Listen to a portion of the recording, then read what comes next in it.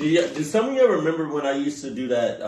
I used to say sup and then take so long to say though after that. Okay. Oh, okay. So you trying to open up like. Look at that. Look at that. Look at that. Look at that. Look at that. Sup though. You heard the crunch? Oh no, oh no. You heard the crunch? One more time? Yeah.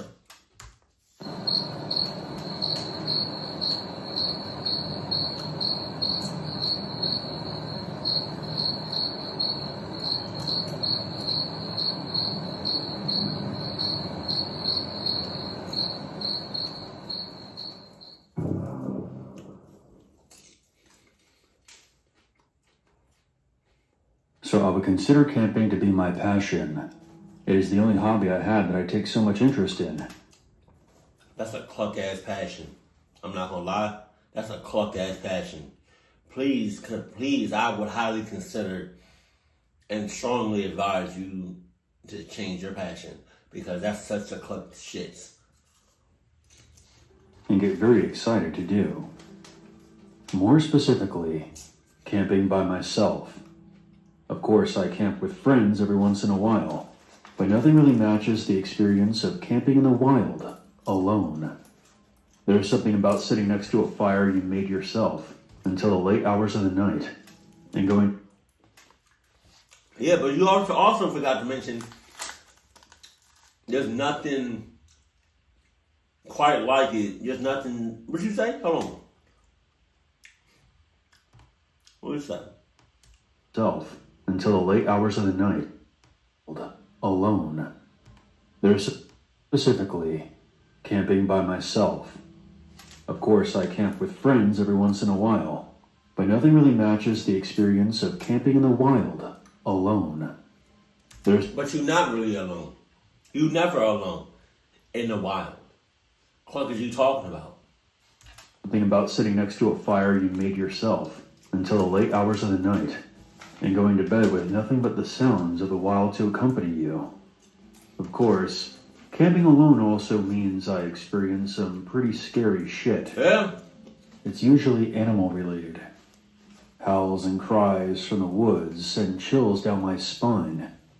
I've had bears sniff and bat at my tent before, which is absolutely terrifying, and usually keeps me up for the rest of the night. I make sure not to keep any food inside my tent, so no animal should ever really want to get inside. The scariest thing to encounter out in the wild, however, is another person. You would think that animal and human footsteps sound relatively similar, but they don't. I've only had it happen twice until now. The first time, it was just passing footsteps on the grass. They didn't do anything, but it still scared me nonetheless. The second time, someone stopped and waited. They sounded maybe 20 feet from my tent. I was holding my breath until they just walked off again. Hell no. However, about a month ago, I had the scariest camping experience of my life. It was probably about 2 a.m. I've been lying in my sleeping bag for... Shit always happens between 2 a.m. and 3 a.m. Cluck is you talking about all the time, every time. An hour, just listening to the sounds of the wild, when I heard footsteps approaching. Getting closer and closer. It sounded like they were directly approaching my tent. They stopped right in front of the entrance. I was trying my hardest to keep my breathing quiet. I always take a handgun with me whenever I go camping, just to stay safe. Oh yeah? That was the first thing that came to my mind when they stopped right in front of my tent. I needed that gun. So as quietly as I could, I reached into my open backpack, carefully feeling around through the clothing and such, until I finally found my gun, and then quietly pulled it out. I held it tightly. Yeah. But what's a gun to an Adidas fight? You know? You can shoot at me all you want, but you're not going to catch me. You're not going to get me because I'm bobbing and weaving. You said the Flash is fast? You said that little quick girl from, what's that movie called?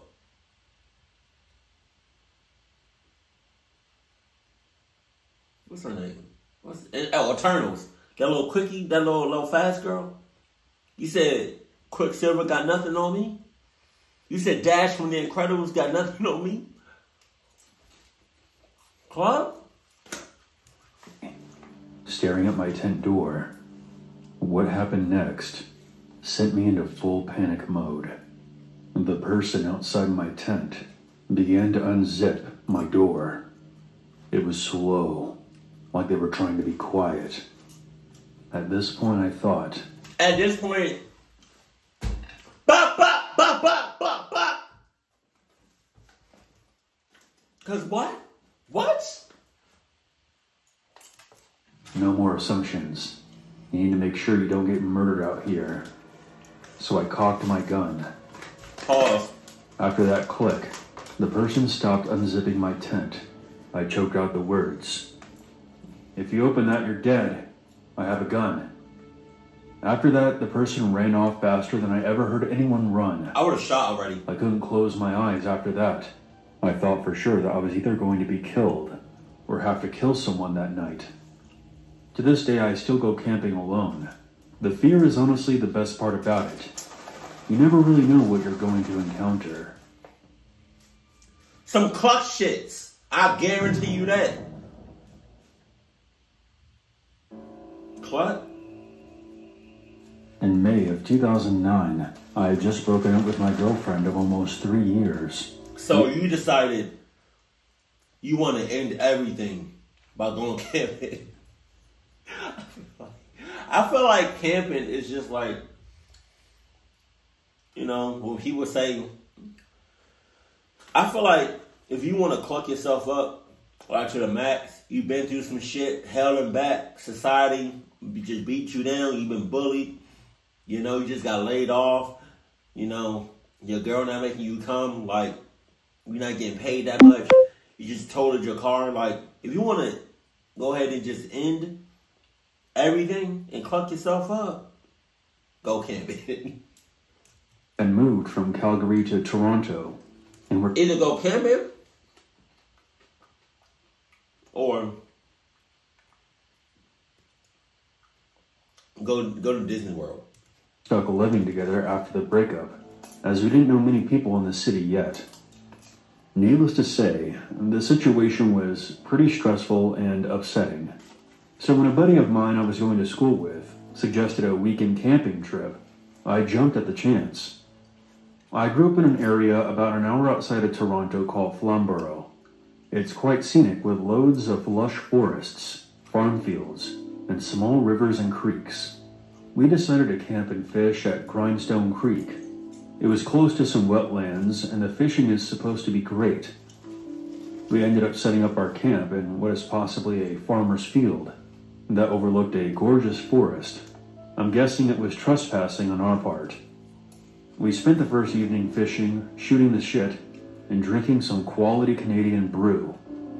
As it got darker, we made a small fire and roasted some potatoes and hot dogs. Overall, it was a pretty good night. We turned in just after midnight. We were sharing a tent.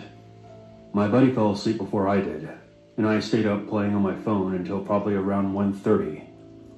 I must have drifted off because the next thing I remember was being woken up by a high-pitched, yelping kind of sound.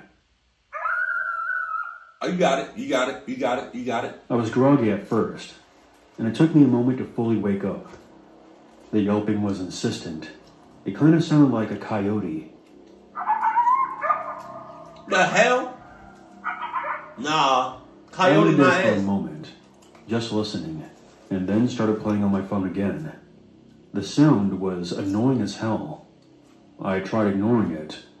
However, it seemed to get closer, until it sounded like it was 10 feet from the tent. That's crazy. At this point, I was getting a bit unsettled. A bit? That I point? had seen coyotes in Calgary before, and I thought they were pretty harmless. They never looked much bigger than a small dog. But what if one was rabid or something? What if it could smell our food? I have pretty bad anxiety, and I'm prone to worrying about these kind of things. I nudged my buddy to see if he was awake. He was. The disturbance had woke him up as well. We discussed what to do. We had brought nothing to scare off the critters, not a BB gun or anything. We ultimately decided that he would shine his flashlight on it and holler. Hopefully that would scare it off. He exited the tent, and I watched him pointing the flashlight out into the dark. To be honest, it seemed like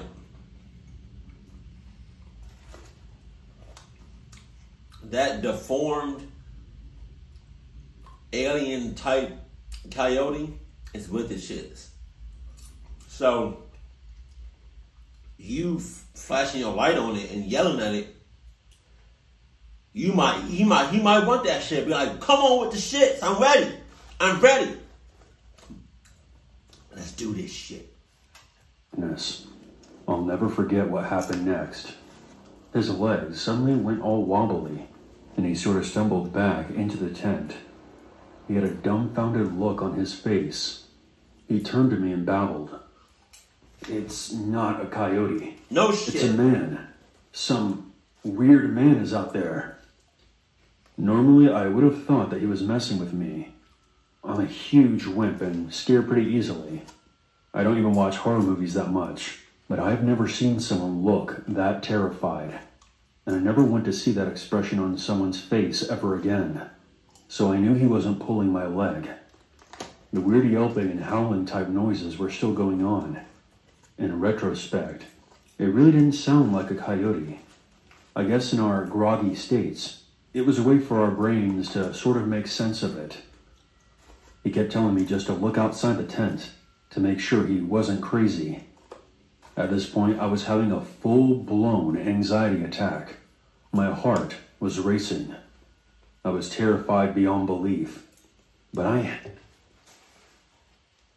Your heart racing? But your body not racing.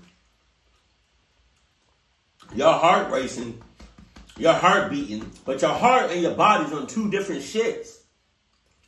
You need to catch up. You need to move. You need to be one with your heart. If your heart racing, bitch, you need to be racing. I had to look, so I slowly... What? Go ahead. I guess in our groggy states, it was a way for our brains to sort of make sense of it. He kept telling me just to look outside the tent to make sure he wasn't crazy. At this point, I was having a full-blown anxiety attack. My heart was racing. I was terrified beyond belief. But I had to look. I hate when people say that. You don't have to do anything. You chose to do the shits. You chose to camp. You chose to be outside in the wilderness, in the cluckeriness. What? In the cluckeriness? Yeah. You chose to do this shit. So you choosing to look at the shits. That's crazy. I would have believed my friend. What you talking about? I don't need to look at it. His face said it all. Slowly peeked out the flap and waited for my eyes to adjust. And that's when I saw him. There was someone standing only a few feet away from the tent. That's crazy. He was swaying from side to side, wearing a baseball cap. But the scariest thing was that he seemed to be wearing women's lingerie. Now, hold on now.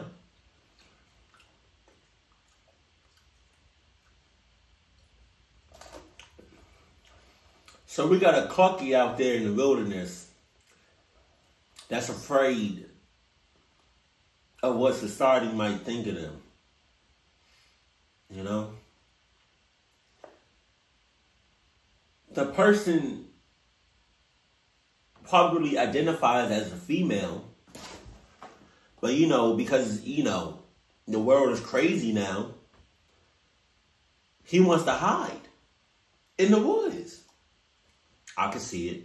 I can respect it. I understand, brother. But not, hold on. You're not a brother. You're like a long, long, distant cousin. I understand where you're coming from. You scared to show your true colors, because you identify as a woman. You might be a transsexual. You might be, you know what I mean? So, no. I can see why you don't want to come out in the world. Because you're scared. And that's okay. A lot of people are scared. I live in Atlanta. There's a whole lot of that shit over here. That's when I knew that there was likely something very wrong with this guy. If making high-pitched noises in the middle of the night didn't give that away. I pulled my head back inside, and my buddy and I discussed what we should do next. We decided to tell the guy to fuck off. My buddy began yelling, excuse me, can you fuck off? We're trying to sleep here. Hold on now. You're being disrespectful.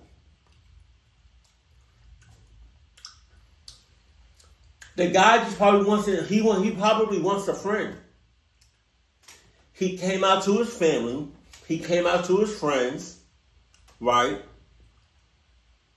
And they treated him with the utmost disrespect. They don't want him no more. They don't want to be friends with him. They disowned him as a family member. Society doesn't want him. So now he just chose to be out in the wilderness, in the woods, all by himself because nobody wants him. Nobody wants to be around him. All because he identifies as a woman. And now he saw y'all. He was like, maybe I'll give him a shot. Maybe they're good people.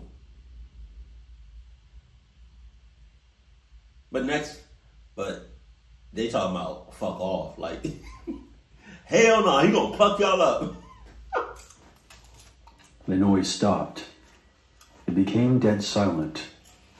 That's when we heard footsteps running towards the tent. See? They stopped right outside, but we didn't waste any time and began yelling again. Seriously, fuck off. We have phones in here, and if you don't go away, we're calling the cops. With that, we heard him walk by the tent and back into the woods. It sounded like he was moving towards the road. Needless to say, we lied awake, petrified until the first sign of sunlight. We then hightailed it the hell out of there. We talked about our experience on the way home. We were both pretty embarrassed about how frightened we got. It definitely wasn't manly on either of our parts.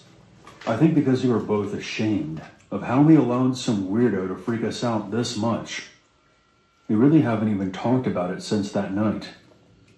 I'll always wonder what the hell that guy was doing out there, or what was wrong with him.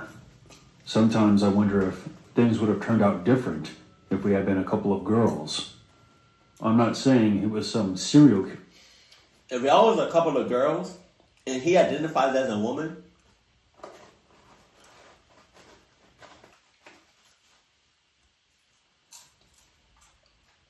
he probably would have said, hey girl, hey bestie. But it seemed like he was testing out who was inside the tent.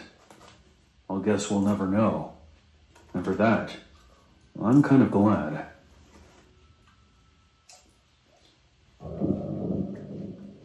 You got it. Relax. I absolutely love camping. Don't ever start off. Don't ever. If you talking to me, don't start off the conversation like that. Please don't, because I'm gonna look at you crazy and I'm gonna give you the cold shoulder. I'm turning my back on you. Like, You acting crazy. You talking crazy. Anytime my friends and I come home from college, we would load up our cooler with beer, grab some gear, and go screw around outside. Pause. Unfortunately, when I was actually at school, none of my sorority sisters or other friends ever wanted to go with me, so I would often suffer withdrawals from camping. One day the weather was way too nice to waste, so I grabbed some of my gear, hopped in a car that I borrowed from a buddy of mine, and drove to a spot that was secluded, yet within safe distance to civilization, in case I had to go run and get help. Okay. Camping also creeps me out sometimes, but that uncertainty is also kind of a plus for me. It's the same reason that people read these kind of stories. Sometimes it's just fun to be scared. No. So I make myself a little camp and get a fire going. I hadn't brought all that much to eat, but I was enjoying myself, reading and looking around the area, that sort of thing. Suddenly I got the feeling that I was being watched, and I stopped, dead in my tracks. I hear a twig snap over to my right. Oh no. I then see a deer bolt from 100 feet or so in front of me. I laugh at myself, and went back to my campsite with the armful of firewood I had gathered. I kept psyching myself out, hearing sounds just outside of the ring of light cast by my fire. I always kind of get inside my own head, so I just shrug it off. Around 1 o'clock, I decided to get into my tent and snuff out the lantern. I had been slamming back beers in the most unladylike fashion and smoking cheap cigars. I wonder what that looks like. She been taking hella shots, hella drinks. But she said it was like unladylike. So what does that look like? Like, you have we just got hella drinks, hella beers. Gut. Pause. Another reason I like camping, I can act however I want. So I passed out relatively quick. It was around 2 o'clock. I began hearing footsteps. We got it. They sounded pretty light, almost sort of timid. I thought to myself it was another deer, or more likely a raccoon, because I had probably left some food out, but still I'm on guard. 30 minutes pass by of me sleeping with one eye open, when I hear I mean, I know that's a figure, I hope that's a figure of speech. Because I can't imagine you sleeping for 30 minutes. First of all, you not asleep. No, you're not asleep. That's a figure of speech. But can you imagine, like, just being asleep with one eye open for 30 minutes? You can, like, I don't know. I don't even think that's possible. rubbing noise. The fabric of the tent was being slightly pushed. I don't know how I didn't shit myself, but I sat there paralyzed, with my K-bar in my hand. I desperately wanted to thrust the knife through the tent fabric, but I didn't, still holding out hope that it was one of my friends just messing with me, as I had told them where I would be that night. Then suddenly as it began, it stopped. I was starting to feel slightly more secure, because daylight would be coming in about 2 or 3 hours, but I sure as shit wasn't going to... A lot can happen in 2 or 3 hours. To sleep.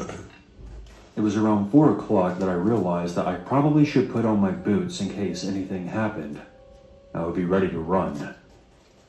After having stayed up and being alert for a while longer, my friend's car alarm starts blaring.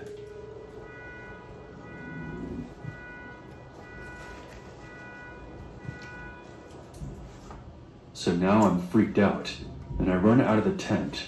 I get about 2 steps before something grabs me around the mouth. I try to scream, but the person's pinky finger slips between my teeth. I've heard that people can perform superhuman feats when they have huge adrenaline rushes. In my case, I just clamped down. There's no way to say this without sounding ridiculous, but I bit the finger off, The person screamed. He pulled his hand away as I spat out his finger. He took off running downhill, and I went in the opposite direction. I must have looked insane to the people whose house I ran to. A little sorority girl in a wife beater, boxers, and steel-toe boots, and also had blood coming down my lip. Yeah. Because I had accidentally managed to take out a pretty good chunk of my own lip in the process. Oh, God. I told them what happened, and they called the police and got me some real clothing. The man at the house made me some whiskey and coke while we waited. It stung like hell as it went down, but it was worth it. When the cops got there, they checked it out. When they came back, it was daytime.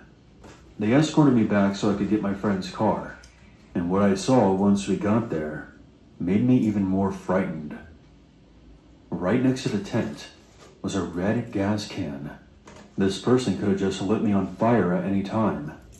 The finger was also gone, suggesting that he had returned at some point to get it. The kicker is that they never caught the guy. So somewhere out there is a man sitting down at dinner, maybe alone, maybe with a wife and a couple of kids. And if you look at his right hand, his pinky will be missing. Ah!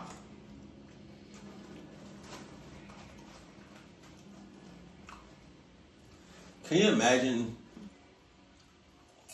There's always a reason to be afraid.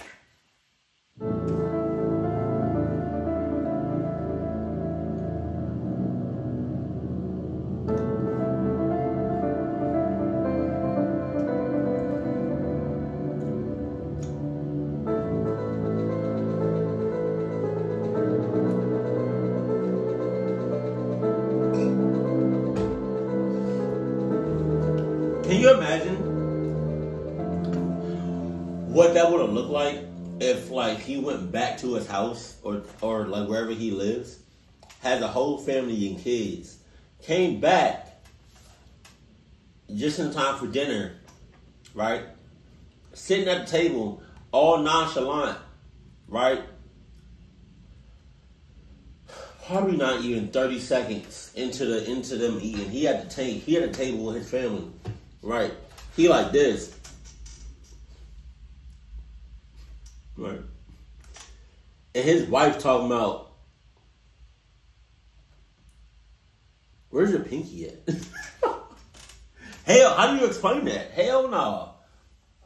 And it's not, I guarantee you, it wouldn't be like a clean cut. It's like, it would be rough as hell.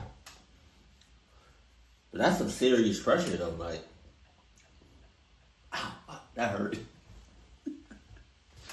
Oh my God, that's be a hell of a talk at the dinner table. Keep cool, keep classy, and I love you. Stay happy, my family.